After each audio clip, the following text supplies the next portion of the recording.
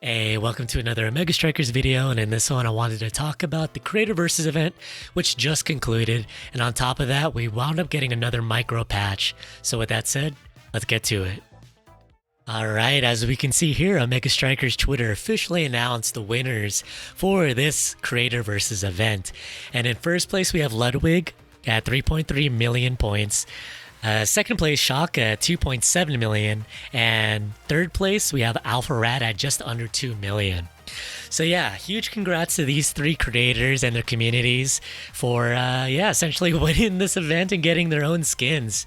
As it says here, they'll be getting skins in an upcoming season, and not just that, but every member of the top 10 here will be getting their nameplates, and their emotes will stay in the game. So just like the previous Creator Versus event during the open beta, we have leftover nameplates for a lot of those people that participated and wanted to hit the top 10, such as Dyrus, Hafu, Tawanto, Lily Pichu, and a whole bunch more. But yeah, GG's to everybody that competed. Things were getting pretty close towards the end, especially with the wacky double XP that we wound up getting towards the end for that final weekend. But yeah, Ludwig, Shaka, Alpharad, again, huge congrats. And I can't wait to see what type of skins that they'll come up with for whatever respective characters that I guess are their favorites. And on top of that, the top 10 are going to be getting their nameplates, so it should be nice to see what art that we're going to get for those as well. But yeah, let's move on to the micro patch. Alright, so for this micro patch, it's focusing on balance adjustments and some feature requests, and some of the features that are talked about later on. I'm hoping that arrives sooner than later because there is some exciting stuff. But yeah, first up is a nerf to catch-up experience for knockouts and assists.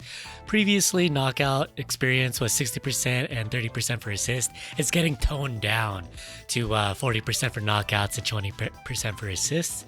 So it's going to be interesting to see how this one plays out to, I guess, prevent massive XP swings for catch-up experience and all that stuff. So yeah, it's definitely one to keep an eye on.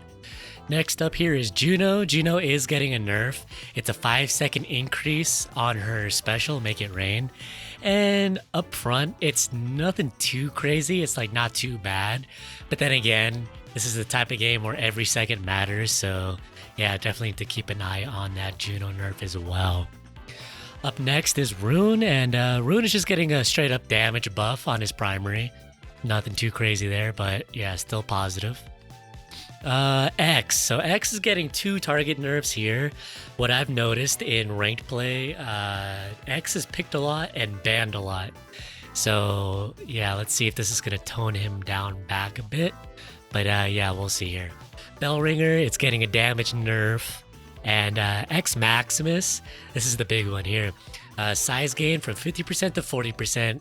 The cooldown is increased by 5 seconds and no longer has minimum knockback duration per hit. So yeah, let's see what happens with X moving forward. If this is too much, if this is a perfect nerf, we'll just have to wait and see.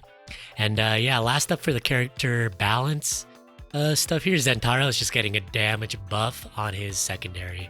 So yeah, nothing too crazy, but still, like with the Rune, always good to get some little buffs here and there. Alright, very quick buffs to 2 awakenings, and that is Spark of Focus and Spark of Strength. So beforehand, Spark of Focus was 2 cooldown rate plus 8 per spark, and now it's going to be turned to 10 per spark. And then same thing here with Spark of Strength, which was 16 previously, and now it's going to be 20. And I feel like people are sleeping on the sparks.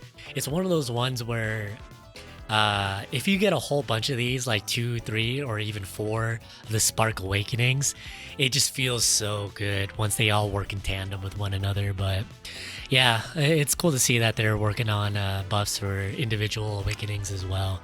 So let's see how these pan out and paired with the other 2 as well.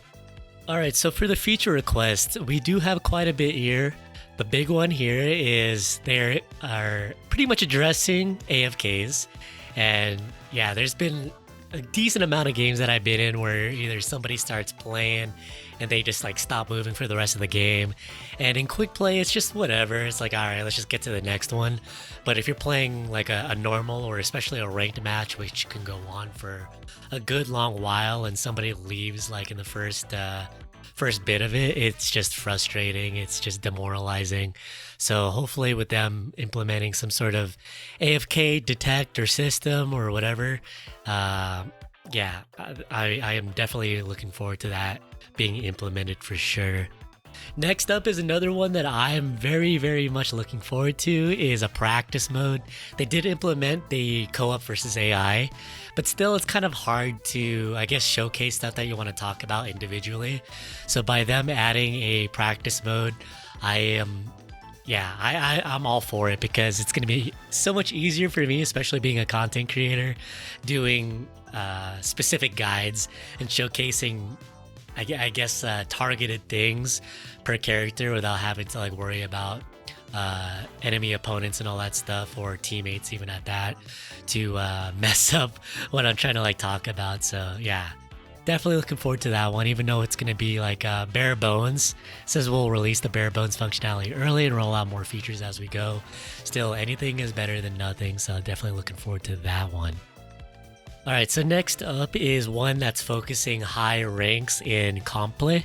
This is here for players that promote at a high challenger. We're also going to be adding a new tier to the rank ladder, which is going to be Pro Leagues. And what Pro Leagues is once you're in Pro Leagues, the LP cap is removed, so that number is removed and all that stuff. And only the top players of each region will enter Omega. So it's just going to be like that extra step. The upper echelon will have to deal with this, so pretty much average players don't have to worry about this, but for those that are just grinding out league, the pro leagues and all that stuff, have that extra step to essentially hit Omega, which is going to be even more pristine of a title. Next up here is just some stuff that's dealing with spectator modes and custom games and all that stuff.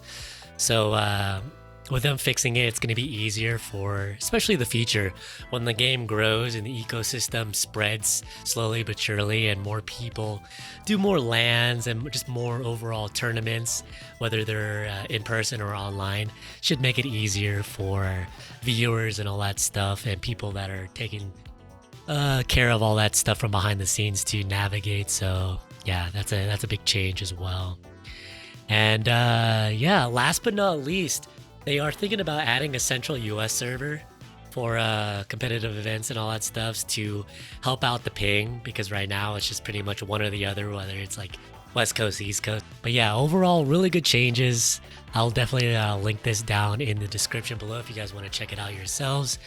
But yeah, let's see if this stuff starts getting implemented sooner than later. But yeah, that's pretty much it for the video. Thank you guys so much for watching. If you enjoyed, be sure to leave a like, and I'll see everybody next time. And as always, hope you all take care. Peace.